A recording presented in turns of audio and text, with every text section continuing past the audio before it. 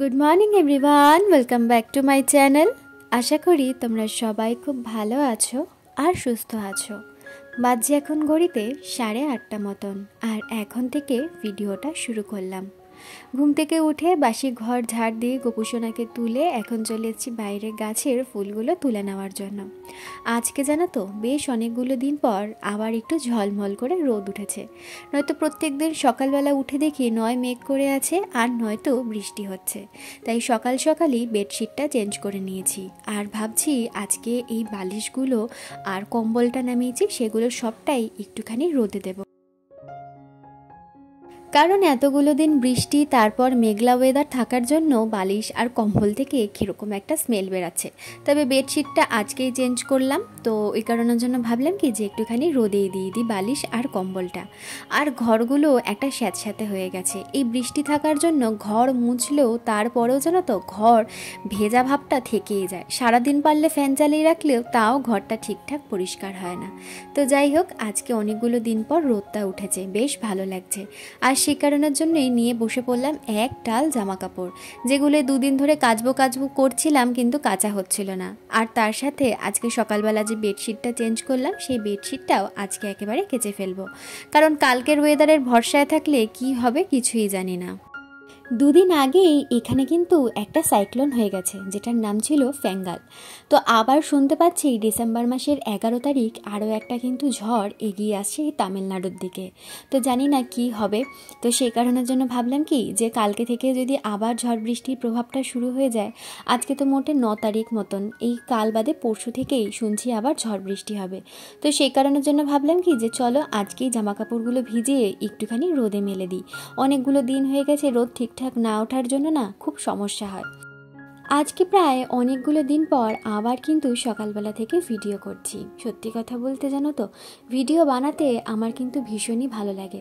তবে তার মধ্যে যদি মন মেজাজ আর শরীর ভালো না লাগে, আমার একদমই কিন্তু ক্যামেরার সামনে আসতে ভালো লাগে না। আমাকে দেখে জানো তো কেউই কিন্তু বুঝতে পারে না যে আমার মন খারাপ না আমার শরীর খারাপ। আমি কাউকে বুঝতেই দিই না। আর আমার মনে হয় যে যতক্ষণ না আমি নিজে স্বাভাবিক বলে নিজেকে মনে করি, ততক্ষণ কারোর সামনে কিছু প্রেজেন্ট করাটা ঠিক নয়। কারণ সেই সময় হয়তো মাথা ঠিক থাকে না, এমন কিছু বলে ফেলি যেটার জন্য পরে আমাকে রিগ্রেট করতে হয়। তো সেই কারণের জন্য সব কিছু ভাবনা চিন্তা করে আমি একটা লম্বা গ্যাপ নিয়ে নিয়েছি। আর মন খারাপ যদি বলি তাহলে তো বাড়ির কথা সব থেকে বেশি মনে পড়ছে। আর সব থেকে বেশি খারাপ লাগছে জানো তো কি, আমার শাশুড়ি মায়ের এখানে আসার পর থেকে সেই যে শরীর খারাপ এখনও কিন্তু ঠিক হয়নি। মানুষটার জন্য সত্যিই ভীষণ খারাপ লাগছে। তোমাদের আগেই বলেছিলাম যে মায়ের পায়ে প্রচণ্ড ব্যথা, সেই ব্যথা কিন্তু এক ফোঁটাও কমছে না। নানান দিকে নানান রকমের ডাক্তার দেখিয়েছে, দিদিরাও নিয়ে এদিক ওদিক দৌড়াদৌড়ি করছে, কিন্তু তারপরেও মায়ের পায়ে ব্যথা কিছুতেই কমছে না। রাত্রিবেলা এতটাই ব্যথা বেড়ে যাচ্ছে যে রাত ভোর কিন্তু ঘুমাতে পর্যন্ত পাচ্ছে না উনি।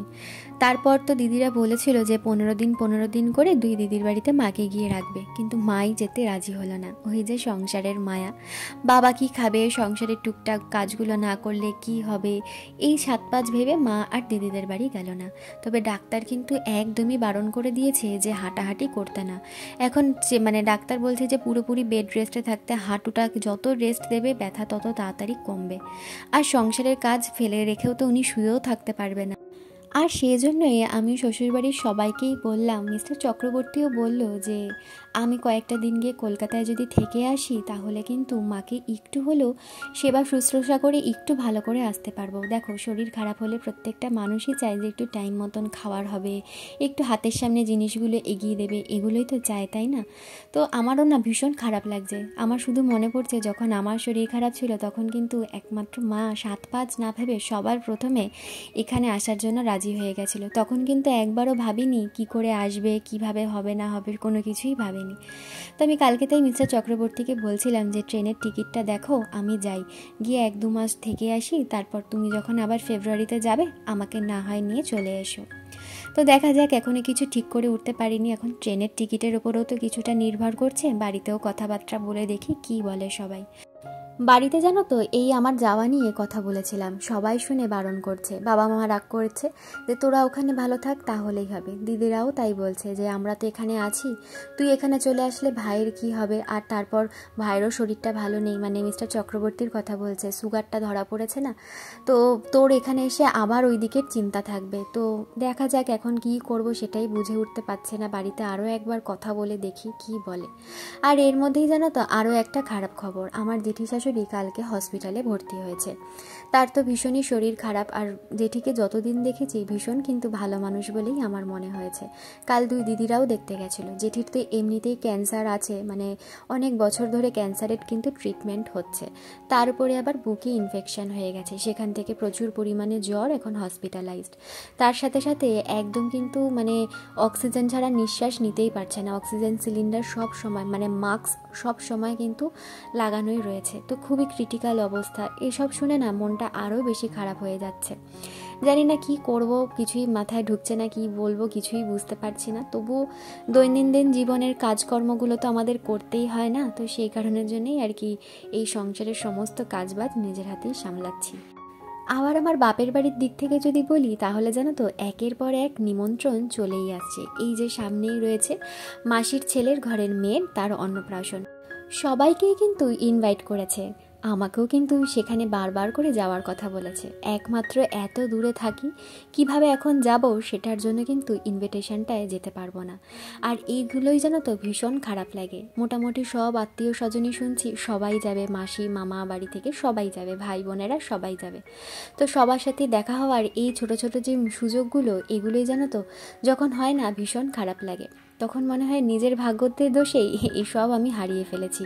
সত্যি কথা, মিস্টার চক্রবর্তীরও এই একটা বড় আক্ষেপ, ছোট ছোট অনুষ্ঠানগুলোতে আমরা কিছুই অ্যাটেন্ড করতে পারি না। বিয়ের পর থেকে জানো তো অনেকগুলো কিন্তু বিয়ের ইনভিটেশন পেয়েছিলাম এই 2 বছরে, তারপর টুকটাক ইনভিটেশন তো লেগেই রয়েছে, কোনোটাতেই সেরকমভাবে কিন্তু অ্যাটেন্ড করা হয়নি। তবে আগের বার যখন বাড়িতে গেলাম মানে জুন মাসে, তখন কিন্তু আমার বোনের মেয়ের অন্নপ্রাশনটা অ্যাটেন্ড করতে পেরেছিলাম, সেটা শুধুমাত্র ওদের জন্যেই। ওরা জানতো যে আমি কোন সময়ে যাব, সেই সময় দেখেই আর কি অনুষ্ঠানটা ডেট ফেলেছিল। তো যাই হোক, আজকে অনেকগুলো কথা তোমাদের সাথে শেয়ার করে ফেললাম। আর এই দেখো বললাম না জামা কাপড়গুলো কাছাকাছি করব, এই যে বৃষ্টি নেমে গেছে, ছাদে সবে মেলবো করছিলাম, জামা কাপড়গুলো কাচাকুচিও হয়ে গেছে, ভাগ্যিস মেলেনি, এর মধ্যেই নেমে গেছে বৃষ্টি। এবার সব জামা কাপড় ঘরেই শুকাতে হবে। মানে এই যে কি অশান্তি কি বলবো, একটু হাওয়া পেল না, রোদ পেল না, আর এরকম মুষলধারে বৃষ্টি শুরু হয়ে গেছে। বললাম না তোমাদেরকে যে 11 তারিখে এখানে আরও একটা ঝড় আসছে, তো সেটারই প্রভাব অল্প বিস্তর শুরু হয়েছে এখন, এরকমই চলবে 2 দিনের ওয়েদার। আর ওদিকে কি রান্না করলাম সেটা তো তোমাদেরকে দেখালামই, তাও বলে দিই আর একবার। করলাম আজকে সিম বাটা আর মোরলা মাছ আলু সর্ষে বাটা দিয়ে। আর মিস্টার চক্রবর্তীর জন্য ছিল মোরলা মাছ ভাজা আর ডিমের অমলেট। ও জানো তো এখন মোরলা মাছ ভাজা খেতে ভীষণ ভালোবাসে, আগে কিন্তু খেত না। তারপর দুপুরবেলা খেয়ে দিয়ে আমি একটুখানি রেস্ট নিয়ে নিলাম। তারপর সন্ধ্যা ঠন্ধ্যা দিয়ে উঠতে না উঠতেই দেখি মিস্টার চক্রবর্তী চলে এসছে বাড়িতে। আজকে অনেকটা তাড়াতাড়ি চলে এসছে। তারপর একটুখানি বেরোলাম সপ্তাহের টুকটাক বাজারগুলো করবার জন্য। তবে আজকে আর সেরকম সবজি বাজার কিছুই নেব না, কারণ এই সামনের সবজি বাজার থেকে না প্রচুর দাম নিয়ে নিচ্ছে। আলু 70 টাকা কেজি, তবে দূরের বাজারটায় গেলে নাকি আলু 35 টাকা করে কেজি পড়ছে। তো রবিবার দিনকে তো যাওয়া আমাদের হলো না, কারণ ও রবিবার দিনকে সাইডে গেছিলো, আর বিকেলে এসে ওর শরীরটা ভীষণ টায়ার্ড ছিল, তখন আর যেতে ইচ্ছে করে না। তো ওর কাছ অফিস থেকে না দূরের সবজি বাজারটা 10 থেকে 15 মিনিট লাগে। তো অফিস থেকেই ও বললো সপ্তাহের মাঝখানে সবজি বাজারটা করে আনবে। তো সেই কারণের জন্য আজকে আর সেরকম কিছু নিলাম না। আর ঠাকুরের মিছরি শেষ হয়ে গেছিলো, নিয়ে নিলাম ঠাকুরের জন্য একটু 2 প্যাকেট মতো মিছরি। তো এই হচ্ছে সন্ধেবেলা বেরিয়েছিলাম। আর বিকেলবেলা জানো তো বেশ অনেকক্ষণ ধরেই কিন্তু বৃষ্টি চলেছে। রাস্তাঘাট সবই ভেজা ভেজা, এখনও মেঘ করে আছে, মনে হচ্ছে আবার বৃষ্টি নামবে। তবে ছাতা নিয়ে সঙ্গে বেরিয়েছি, বৃষ্টি নামলে অসুবিধা হবে না। আর এখানে বৃষ্টি কীরকম বলো তো, একটুখানি হতে হতে মুষলধারে শুরু হয়ে যায়, আর থামবার কোনো নামই নেই। তো যাই হোক, এখানে সবজির দোকানে চলে এসেছি। আর এখানে দেখো কত রকমের শাক উঠেছে। তো দেখি এখানে এখন যদি পালং শাক পেয়ে যাই তাহলে একটুখানি পালং শাক নিয়ে নেব। অনেক দিন হয়ে গেছে পালং শাক পুঁই শাক খাই না। এখানে এসে লাস্ট গত সপ্তাহের মধ্যে পালং শাক না পুঁই শাক খেয়েছিলাম, তাও মনে নেই। নেই। তো যাই হোক, আগে জানো তো আমি শাক ঠাকগুলো খেতে পছন্দ করতাম না, কিন্তু এখন শাক খেতে দেখি বেশ ভালোই কিন্তু লাগে। তো এখানে তো ভরা ভরা সব সবজির দোকান, আজকেই এসে দেখলাম এতদিন পর, যেখানে কিন্তু একদম ভরা সমস্ত সবজিপাতি রয়েছে। তো এখানেও নিয়ে নিচ্ছে আলু পেঁয়াজ, আর একটুখানি শাক পেলাম, শাক নিয়ে নিচ্ছে, ব্যাস এখন আর কিছু নেব না।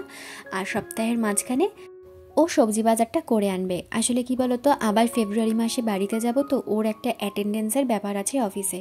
এবার রবিবার করে সাইট ভিজিট করতে ওকে যেতেই হবে, যেহেতু ওর সমস্ত দায়িত্ব ওর উপরেই রয়েছে। তো সেখানে দাঁড়িয়ে না, ও যখন দুপুরবেলা এসে আর বিকেলবেলা বেরোতে আর ওর ইচ্ছে করে না। তো সেই কারণের জন্য এখন রবিবার করে আমাদের দূরের বাজারটায় আর যাওয়া হচ্ছে না। এই সপ্তাহের মাঝখানে কাছাকাছি বাজারে এসে যেটুকুনি লাগে এটুকুনি নিয়ে যাচ্ছি, এই আর কি। তো চলো, আজকের জন্য ভিডিওটা এখানেই শেষ করে দিচ্ছি। দেখা হচ্ছে আগামীকাল নতুন আর একটা ভিডিও নিয়ে। ততক্ষণের জন্য সবাই সুস্থ থেকো, ভালো থেকো। আর আমার ভিডিও যদি তোমাদের ভালো লেগে থাকে তাহলে অবশ্যই আমার চ্যানেলটা সাবস্ক্রাইব করে দিয়ে পাশে থেকো। আর একটু বেশি ভালো লাগলে একটা লাইক করে দিও, আর কমেন্ট করে কিন্তু জানাতে ভুলো না আজকে আমার সারাদিনের ভিডিও তোমাদের কীরকম লেগেছে। আর যদি আমার ভিডিওতে কোনো রকম চেঞ্জেসের দরকার পড়ে সেটাও কিন্তু তোমরা অবশ্যই কমেন্ট করে জানিও, কারণ তোমরা না জানালে আমি কিন্তু বুঝতে পারবো না যে আমার ভিডিওতে তোমাদের কোথায় ভালো লাগছে আর কোনটায় খারাপ লাগছে। তাহলে আজকে এখানেই শেষ করলাম, টাটা।